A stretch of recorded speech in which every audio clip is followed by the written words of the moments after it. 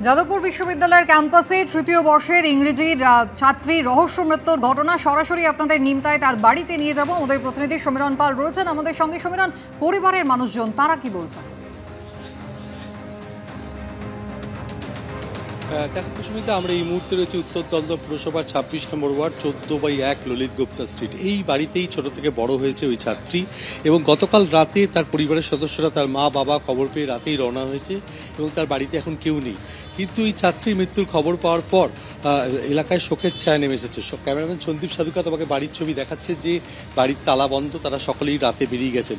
এই প্রতিবেশী রয়েছেন, এই যে ছাত্রীর মৃত্যু হয়েছে কি বলবেন চিনতে? মিষ্টুকে তো ছোটোর থেকে মিষ্টু খুব মা থাকলে মাকে বলতো, মা কি খাবো একটু বলো। পড়াশোনা করছিল তো, দোকানে বসতো মা, মেনু দোকানে বসতো মা। ও কি বলবো, ওর মৃত্যুটা শুনে বুঝতে পারছি কি করবো। এত ভালো, ওর বাবাও খুব শান্তশিষ্ট, বাবাও খুব ভালো। বাবার থেকে মাকে একটু ভয় পেত, কিন্তু ভয় পেল মাকে। একেবারে সমীরণ, প্রতিবেশীরা কান্নায় ভেঙে পড়েছেন। ইতিমধ্যে অস্বাভাবিক মৃত্যুর মামলা রুজু হয়েছে, ময়নাতদন্ত হবে ছাত্রীর দেহে। ঘটনার দিকে আমাদের নজর থাকবে। ধন্যবাদ সমীরণ। যত কাণ্ড যাদবপুরে, এবার রাত বিরাতে ক্যাম্পাসে ছাত্রী রহস্য মৃত্যুর ঘটনা। যাদবপুর ক্যাম্পাসের পুকুর থেকে অচৈতন্য অবস্থায় উদ্ধার ছাত্রী। পুকুর থেকে অচৈতন্য অবস্থায় উদ্ধার করা হয় ইংরেজি বিভাগের তৃতীয় বর্ষের ছাত্রীকে। কেপিসি মেডিকেলে নিয়ে গেলে চিকিৎসকরা মৃত বলে ঘোষণা করেন।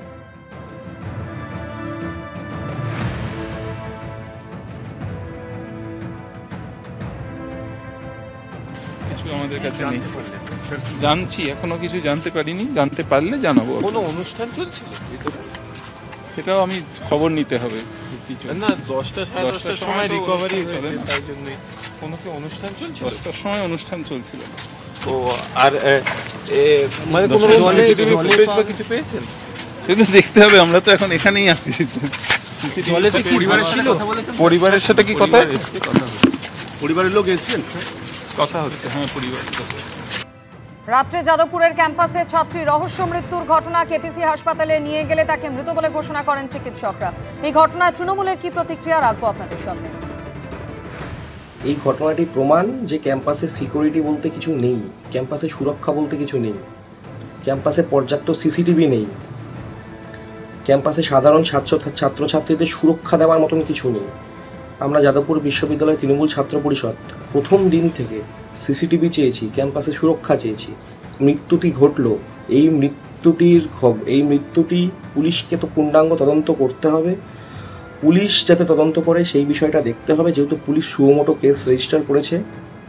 এই আন্দোলনের দাবিতে কাল থেকে আমরা সামিল হব, এবং যতক্ষণ না ন্যায় বিচার হবে, ক্যাম্পাসে সুরক্ষা এবং সিসিটিভি ব্যবস্থা হবে, ততক্ষণ আমরা লড়াই চালাবো।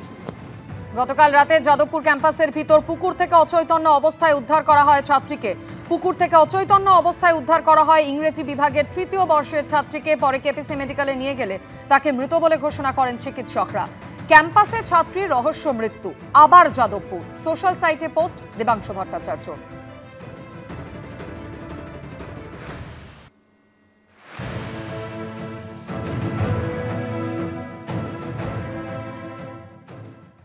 তলবের পর তলব, সমনের পর সমন। আরজিকর কাণ্ডে আন্দোলনকারী চিকিৎসকদের পদে পদে হেনস্থার অভিযোগ উঠছে পুলিশের বিরুদ্ধে। বৃহস্পতিবারও হেয়ার স্ট্রিট থানায় তলব করা হয়েছিল 3 জন চিকিৎসককে, যার বিরুদ্ধে পথে নেমে প্রতিবাদ করল জয়েন্ট প্ল্যাটফর্ম অফ ডক্টরস ও অভয়া মঞ্চ। আরজিকর মেডিকেলে তরুণী চিকিৎসকের ধর্ষণ খুনের বীভৎস ঘটনার পর 1 বছরে ফের নতুন করে দানা বেঁধেছিল আন্দোলন। এই আবহে আন্দোলনকারী চিকিৎসকদের পুরনো মামলায় কলকাতা পুলিশের তলবও শুরু হয়েছে সমান তালে। আরজিকর আন্দোলনে যে চিকিৎসকরা যুক্ত ছিলেন, সেই চিকিৎসকদের গত কয়েক সপ্তাহ ধরে আমরা দেখছি লাগাতার বউবাজার থানায় এবং হেয়ার স্ট্রিট থানায় ডেকে পাঠানো হচ্ছে, সমন পাঠানো হচ্ছে। এর আগে ঠাকুরপুকুর থানাতেও সমন পাঠানো হয়েছিল এবং তা দিয়েই শুরু হয়। ওয়েস্ট বেঙ্গল জুনিয়র ডক্টরস ফ্রন্টের তরফে দাবি, এখনো পর্যন্ত 50-এর বেশি নোটিশ ও সমন জারি করেছে পুলিশ। বৃহস্পতিবার হেয়ার স্ট্রিট থানায় তলব করা হয় সিনিয়র চিকিৎসক পূর্ণব্রত গুণ এবং চিকিৎসক দেবাশিস হালদার ও অর্ণব মুখোপাধ্যায়কে, যার প্রতিবাদে এদিন প্রতিবাদ মিছিলের ডাক দিয়েছিল অভয়া মঞ্চ সহ চিকিৎসকদের বিভিন্ন সংগঠন।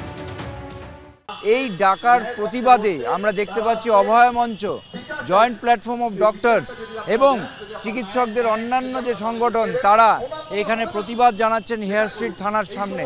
তারা প্রতিবাদ জানাচ্ছেন এই কারণে যে শুধুমাত্র হ্যারাস করার জন্যে, হয়রান করার জন্য করা হচ্ছে বলে দাবি করা হচ্ছে।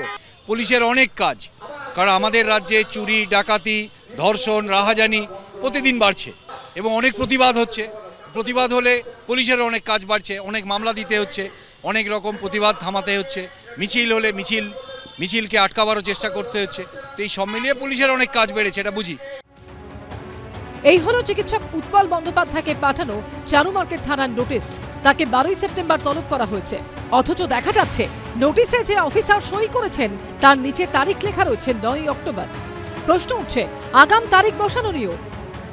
যে সাব ইন্সপেক্টর সই করেছে তার ডেট আছে 9/10/2025। মানে আমাদের মনে হচ্ছে যে পুলিশকে দিয়ে করানো হচ্ছে বা স্বতঃপ্রণোদিত ভাই যারা করছে তারাও হয়তো খেয়ে হারিয়ে ফেলেছে। এটা কিন্তু এক্সপেক্টেড না, কারণ এটা আমরা জানি যে একদম প্রতিহিংসামূলকভাবেই করা হচ্ছে। যারা সরকারি হাসপাতালে টাকা নিয়ে প্রতিজ্ঞাবদ্ধ রোগীদের সেবা করার, সেই সেবার বদলে রাস্তায় নেমে স্লোগান দিয়ে যে আন্দোলন, তাতে কি কিছু না কিছু রোগীর প্রতি অনাচার বা অবিচার করা হয়নি? এই মানবিকতার দিকটাও তো দেখতে হবে। ডাক্তারদের যেটা তাদের দায়িত্ব সেটা না করে আমি আন্দোলন করেছি, আন্দোলন অন্য সময় করতে পারতেন। এর মধ্যে কি কোনো অপরাধ নেই? আরজিকর কাণ্ডের পর সামনে আসা থ্রেড কালচারের বিরুদ্ধে তদন্তে 52 জনের কমিটি করা হয়েছিল। অভিযোগ, তাদের মধ্যে 3 জন চিকিৎসককে জেলায় বদলি করে দেওয়া হয়েছে। ঝিলাম করঞ্চার রিপোর্ট, এবিপি আনন্দ, কলকাতা। আলিপুর চিড়িয়াখানায় 2 বাঘিনীর মৃত্যু ঘিরে রহস্য তৈরি হয়েছে। পরপর 2 দিনে মৃত্যু হয়েছে 2 বাঘিনীর। ময়নাতদন্তের জন্য 3 জন পশু চিকিৎসকের বিশেষ দল গঠন করা হয়েছে। তৈরি করা হয়েছে তদন্ত কমিটিও।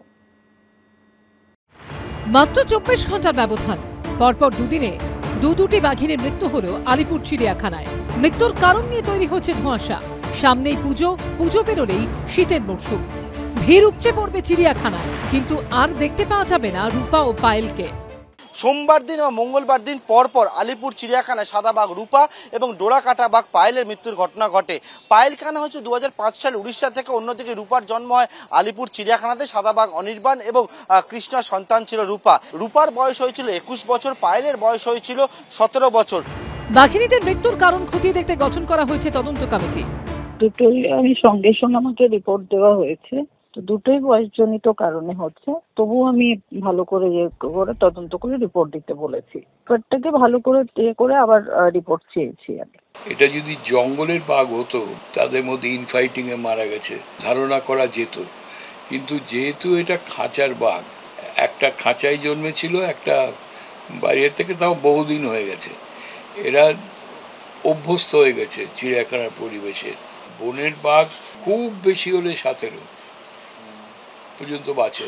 চিড়িয়াখানার বাঘ 20 বছর 22 বছর বাঁচা কোনো অস্বাভাবিক কিছু না। আমার যা ধারণা, সম্ভবত যে এটার স্বাভাবিক মৃত্যু। ঘটনা জানাজানি হতেই চিড়িয়াখানার সামনে বিক্ষোভ দেখাতে চায় কংগ্রেস। কর্তৃপক্ষের কেউ না থাকায় নিরাপত্তা কর্মীদের সঙ্গে বাদানুবাদে জড়িয়ে পড়েন কংগ্রেসের নেতাকর্মীরা।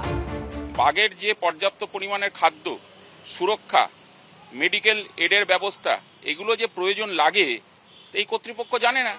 আমরা রাজ্য সরকার, বন দপ্তরের কাছে অনুরোধ করব যে আপনারা সবাইকে ডাকুন এখানে। এটা সকলের জু। এই চিড়িয়াখানায় ডাইরেক্টর এত বড় ঘটনা, দুটো বাঘ মারা গেল, তার জন্য তার এখানে অনেক আগে উপস্থিত এসে বিষয়টা দেখা উচিত ছিল, কিন্তু করলেন না। কেন করলেন না, কি কারণ, আমরা এগুলো জানতে চাইছি। কিছুদিন আগে অভিযোগ ওঠে মাত্র 1 বছরেই আলিপুর চিড়িয়াখানা থেকে নাকি গায়েব হয়েছে 321টি প্রাণী। এই নিয়ে কলকাতা হাইকোর্টে মামলাও দায়ের করে একটি স্বেচ্ছাসেবী সংস্থা। এবার 2 বাঘিনীর মৃত্যুতে ফের বিতর্ক তৈরি হলো। পার্থপ্রতিম ঘোষের রিপোর্ট, এবিপি আনন্দ, কলকাতা।